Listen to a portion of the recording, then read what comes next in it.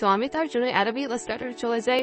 তো Adobe Illustrator যাওয়ার পরে আমাকে একটা ডকুমেন্ট ক্রিয়েট করতে হবে। তার জন্য আমি ফাইলে যাব, ফাইল থেকে নিউ এখান থেকে আমি ইনসিতে সিলেক্ট করি। আমি যেহেতু এল সাইজ নিয়ে কাজ করব, তার জন্য আমি 9 ইঞ্চি বাই 11 ইঞ্চি নিতে পারি। সর্বোচ্চ এটা 10 নেওয়া যায়। আপনি 9 নিলে সবচেয়ে বেটার হবে, 9 বা 8.5। তো এখান থেকে আমি অ্যাডভান্স থেকে আমি 300 CMYK কালার, তারপরে আমি ক্রিয়েটে ক্লিক করলাম। আমার ডকুমেন্ট হলো এটা, আমার ডকুমেন্ট যে বডিতে থাকবে। তো আমার ডিজাইনটা বিভিন্নভাবেই হইতে পারে। তো আমি যে ডিজাইনটা করব, সিম্পল একটা ডিজাইন করব, তার জন্য আমি এখান থেকে পলিগন টুলটা নিলাম। নেওয়ার পর এখানে ক্লিক করলাম। ক্লিক করার পর এখান থেকে লেখার পরে ওকে প্রেস করলাম, মানে একটা ত্রিভুজ অঙ্কন করলাম আর কি। তো এটাকে আমি শিফট ধরে ওরাই দিলাম। দেন এটাকে আমি একটু বড় করি। দেন এটার স্ট্রোকটা আমি একটু বাড়াই দিই। এটার স্ট্রোক আমি 12 দিলাম। তো এটাকে আমি সিলেক্ট করি। সিলেক্ট করার পর এটাকে আমি ফিল কালারটা অফ করে দিই। অফ করার পরে আমি এখান থেকে অবজেক্ট থেকে এক্সপ্যান্ড করে দিব, মানে আমি আই স্ট্রোক থেকে আমি ফিল কালারে নিয়ে আসবো। তো আমি এক্সপ্যান্ড করে দিলাম। এটা আমার এক্সপ্যান্ড হওয়ার পরে আমার ফিল কালারে চলে গেল। তো আমি এখন এটাকে অ্যালাইন টু আউটপুট করতে পারি। এটাকে আমি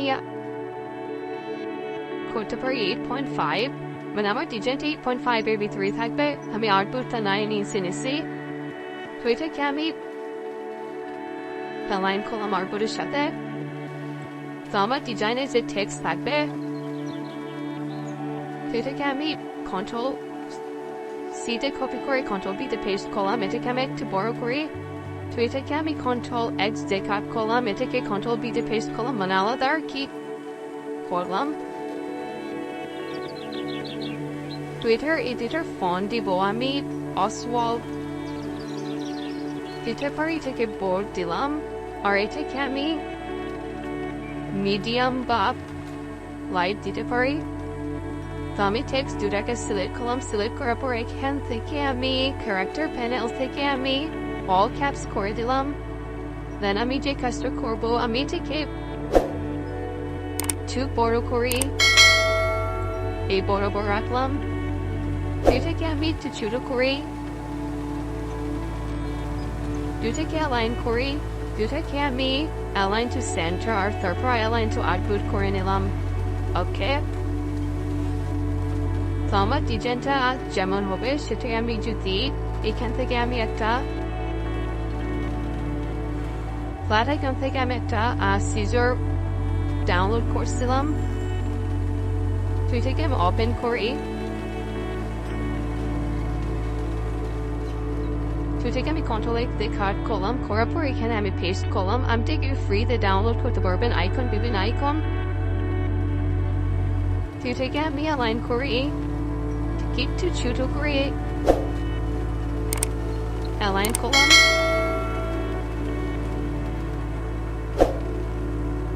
তো আমি এখন যে কাজটা করবো, আমি এখান থেকে একটা রেক্টেঙ্গেল ফুল নিলাম।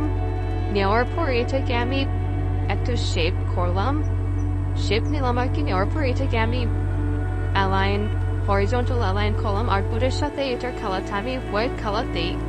দেওয়ার পরে এটা আমি রাইট বাটন ক্লিক করার পরে এরাইন্স থেকে আপনি দিব হলো সেন্ড টু ব্যাকওয়ার্ড। আমি জাস্ট দেখতেছি যে আসলে কেমন লাগে। এটা আমি এরকম রাখি। দেন আমি এটা ক্যারেক্টার অল থার্ড কপি করলাম। করার পর এটাকে ঘোরাইলাম। করার পর এটাকে আমি অল ধরে একটু বড় করি। বড় করার পর এটা আমি এরাইন্স থেকে সেন্ড টু ব্যাকওয়ার্ড, আবার সেন্ড টু ব্যাকওয়ার্ড দিব। শর্ট কি আপনি এটা দিতে পারেন। তো এটাকে আমি ছোট করে ওকে। তো আমি এই যে শেপটা আছে, এটা আমি শেপটার যদি কালার আমি চেঞ্জ করি তাহলে বুঝতে পারবেন। এই শেপটা এবং এই শেপটা, মানে এই তিনটা শেপ ধরে আমি এখান থেকে শেপ বিল্ডার টুল নিলাম। নেওয়ার পরে অল ধরলাম। মানে কিবোর্ডে অল কি, তারপরে অল কি তলে এখানে মাইনাস আসবে, এটাকে মাইনাস করে দিলাম, এটাকে মাইনাস করে দিলাম,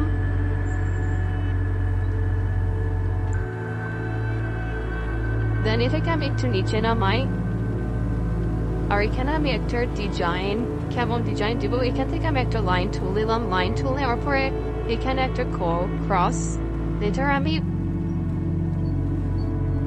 স্ট্রোক দিতে পারি to control C control F দিয়ে, মানে এখানে আর একটা পেস্ট হয়েছে, তো এটাকে আমি শিপ ধরে মানে একটা ক্রস করলাম আর কি, মানে এটাকে আমি কন্ট্রোল জি দিয়ে গ্রুপ করলাম, গ্রুপ করার পর এখানে আমি অ্যালাইন করি, দেন আমি এখানে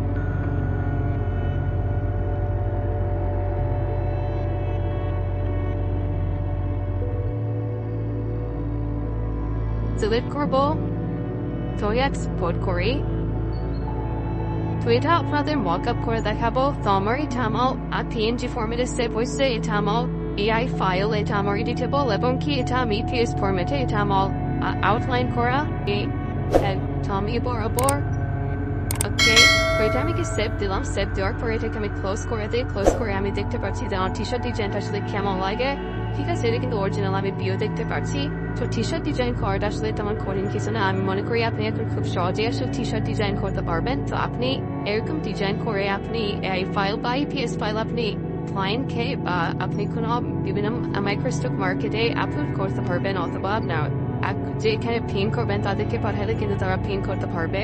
তো আরেকটা বিষয় যেটা আমি বলবো যে পোলো শার্ট যেটা, সেটা মানে কলার আলাদা যেটাকে বলা হয়, তো সেটার জন্য কিন্তু একটু আলাদা আছে, কারণ পোলো শার্টের সাধারণত সামনে লোগো ইউজ করে থাকে এবং কি পিছনে আসলে এখানে একটা স্লোগান বা বিভিন্ন ডিজাইন ইউজ করে থাকে, আর যদি আমরা টি শার্টের কথা বলি, টি শার্টে কিন্তু সামনেই ডিজাইন হয়ে থাকে